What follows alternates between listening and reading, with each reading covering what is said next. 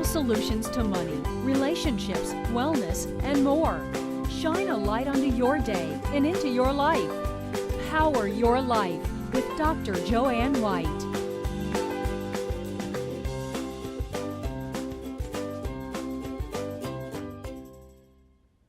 Good evening. Welcome to Power Your Life. I'm Joanne White, your host. Let's begin tonight with a topic that's private and often considered very taboo, and that's sexual performance. Sexual dysfunction isn't uncommon, and yet it can cause relationship problems. What if you could increase sexual pleasure for you and your partner? Do you desire more intimacy in your relationship? Tonight we have sex therapist Dr. Deborah Leno to have answers for us and aphrodisiacs. Welcome, Dr. Leno. Thank you for having me. This is going to be exciting. Yes, We're going to get down and dirty. We're going to get a little down and dirty. We'll see how down and dirty we get. So let's just get right into it. Okay, so many people have problems in the bedroom and have problems with their sexual partner. So what causes some of those problems? So there's a whole host of things that can cause sexual problems and sexual dysfunctions. Everything from societal messages to health issues to anxiety disorders to mental health disorders, relationship struggles, anger issues, trauma issues. I mean, the list goes on and on and on, which is why, so many people have, sexuality issues. So let's say they have these issues. What do they do about them? What do they do about them, not just in the bedroom, but in terms of really helping their relationship?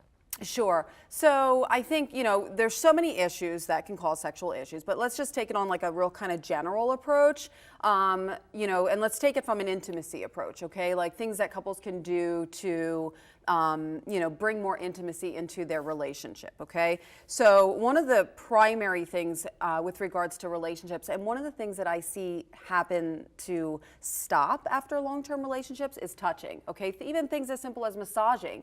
Like as cliche as that sounds, like massaging and setting up a scene, right? There's nothing worse than making love, if you will, in like a cluttered bedroom, okay? Or a cluttered, who the hell wants to do that? So make your bedroom space nice and pleasant and calming and attractive. Yeah, it's calming. I light a damn candle, right? I also hear from a lot of people, actually a lot of women, that if my partner would only have verbal foreplay or start that beforehand and not kind of just jump in the bedroom and expect me to be sexual and ready. So what do you tell people? There is a trick for women, okay? And it is not jumping right into the activity. When we look at studies, on average, it takes roughly 20 minutes for a woman to actually become aroused before she could really even entertain the idea of having, a sexual experience. So there needs to be a lot of just physical touching and, verbal foreplay. I'm a big fan of, sexual behavior starts several days before a sexual act. Did you hear that, folks? Sexual behavior starts much longer, right? Yeah, and the ladies are going to love me. Advance notice. Ladies love me for this, guys hate me for this. So let's say that people have done that. What do we do in the bedroom? What do people need to do to actually have better sex? Let's just get a little down with that. Okay, so, well, first of all, I want to talk a little bit from a physiological perspective, okay? And this is a little tip that I give everyone with regards to lubrication, okay? And using coconut oil. Extra virgin coconut oil. I'm big on organic. You can get that anywhere, right? I mean, yes. You can even in your drugstore, in your supermarket. Absolutely, anywhere. And you can use it. And it smells good. Yes, but it's a gift from, I always say it's the gift from the gods, okay? Because you can use it in your hair as a hair moisturizer. You can use it on your skin. You can use it for vaginal lubrication. And it'll everything. Make you look younger while you're having sex. Exactly, right? Exactly. So it's just all around better, especially for women if there's any like pain, issues or lubrication issues or those types of things. I'm a big fan of teasing. I am a big fan of sexting without the nudity. Now, okay? when you're saying teasing, you're talking about playfulness or flirting? Yes. Is that what you're talking about? Yes, and while I instruct couples to stay away from their phones and text messaging because they have a tendency to get into arguments via their Right, text, right. A simple, hey, you know, I Hey, got baby. something waiting for you when you get home from work today is something totally different than having a total brawl on the darn text messaging. So that kind of playfulness that continues all throughout the day, or again, maybe a few Yeah. days before to get everybody primed and ready and looking forward to it. Yeah, so Friday night, I have you, you're all mine, you know, that kind of stuff. Okay, lead somebody on for, you know, a minute or two before you jump or a right in. day or two, like you said.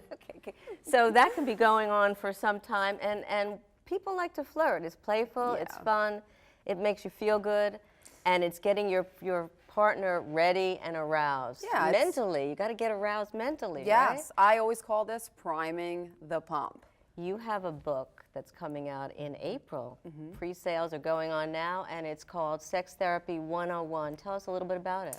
So Sex Therapy 101 was put together really for the public, okay, not necessarily the professional. And it's a very, very simple book, and it's usually, I like to look at it as like each chapter is like my first couple sessions of therapy. For people who don't want to come into therapy, they're embarrassed or whatever reason. So do the couples therapy with the book, right?